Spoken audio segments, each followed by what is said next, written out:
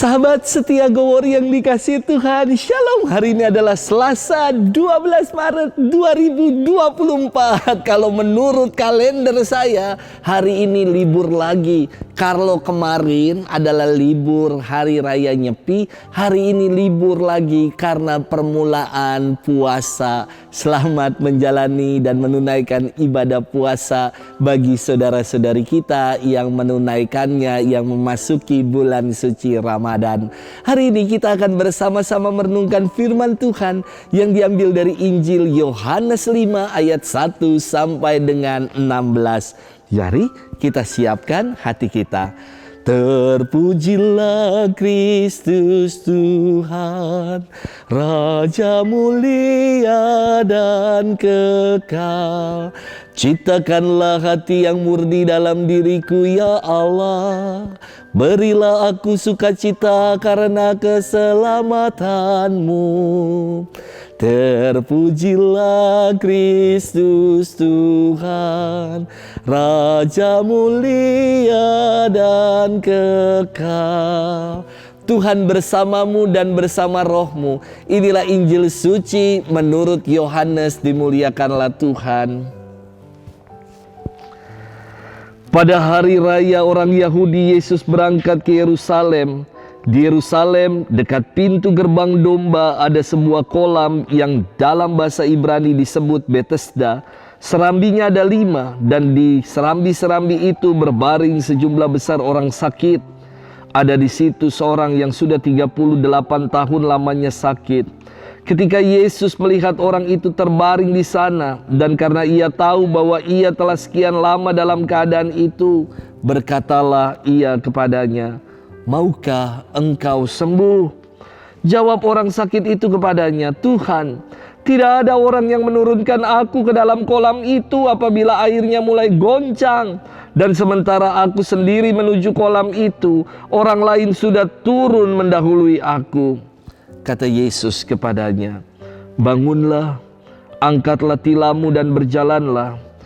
Dan pada saat itu juga sembuhlah orang itu, lalu ia mengangkat tilamnya dan berjalan.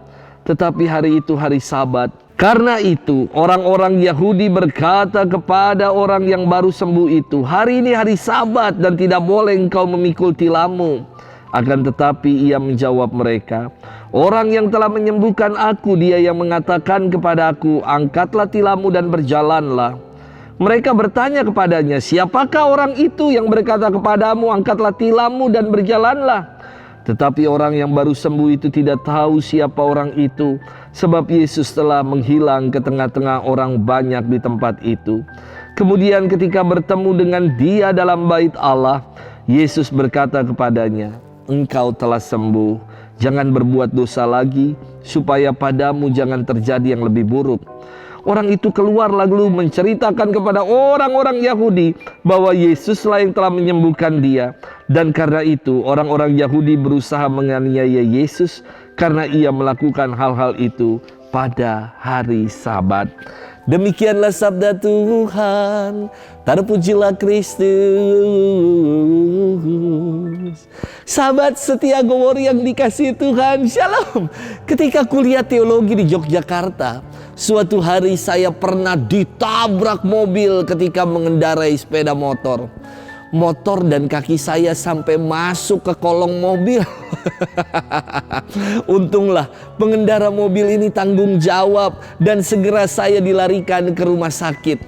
Syukur kepada Allah tidak ada yang serius. Tapi semua lengan, kaki besot-besot dan saya tidak bisa jalan karena kaki kanan saya bengkak besar sekali. Meski tidak patah tapi bengkak sangat-sangat besar. Lalu saya diberi crutch, alat bantu untuk berjalan agar bisa menggantikan kaki yang tidak bisa menapak ini. Seorang teman di depan kamar saya di seminari, dia memberi saya sebuah lonceng dan mengatakan kepada saya, "Ki, kalau lu butuh sesuatu, lu bunyiin aja loncengnya. Nanti aku yang dengar akan datang untuk membantu." Indah sekali komunitas indah sekali persaudaraan di seminari. Sahabat setia Gowor yang dikasihi Tuhan, firman Tuhan istimewa. Yesus menyembuhkan orang lumpuh. Mukjizat ini terjadi di pelataran kolam Betesda. Kata Betesda berakar dari kata Ibrani yang berarti rumah kemurahan atau rumah anugerah. Orang-orang Yahudi percaya bahwa ketika air di dalam kolam Betesda bergoncang, artinya malaikat Tuhan datang, dan siapapun yang terlebih dahulu masuk ke kolam itu akan menjadi sembuh. Sekarang mari kita berpikir, lantas bagaimana dengan nasib orang yang lumpuh yang tidak bisa berjalan? Bagaimana ia bisa menempuh masuk ke dalam kolam Betesda itu saat airnya mulai bergoncang? Maka dirinya sudah 38 tahun berada di kolam Betesda itu karena tidak ada orang yang membantu dirinya. Maka Yesus datang menghampiri si lumpuh ini dan berkata, "Maukah engkau sembuh?"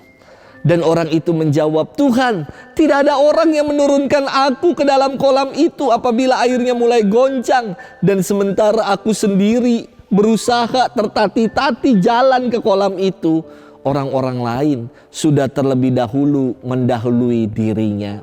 Si lumpuh ini menaruh harapan kesembuhan pada kolam Betesda dan pada orang-orang yang bisa membantu untuk mengusung dirinya. Namun harapan itu nampak sia-sia. Dan ketika Yesus berkata kepadanya, "Bangunlah, angkatlah tilammu dan berjalanlah." Dan si lumpuh ini menjadi sembuh. Yesus menunjukkan belas kasihnya kepada si lumpuh, sekaligus mengajarkan kepada kita, dialah harapan dalam hidup kita. Kalau Betesda tadi artinya adalah rumah anugerah, rumah kemurahan, Yesuslah yang akan menganugerahkan kemurahan dan anugerah kesembuhan kepada si lumpuh yang sakit ini.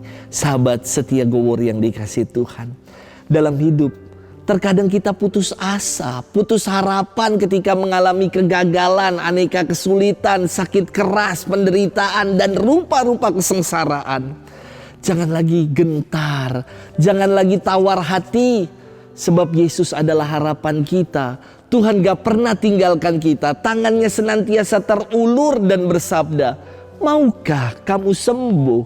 Mari kita gapai tangan Tuhan, kita genggam tangannya, dan dengan penuh harapan kita mau berkata, "Aku mau Tuhan, jadikanlah aku sembuh." Selamat bermenung, dan Tuhan memberkati kita selalu. Dalam nama Bapa dan Putra dan Roh Kudus. Amin.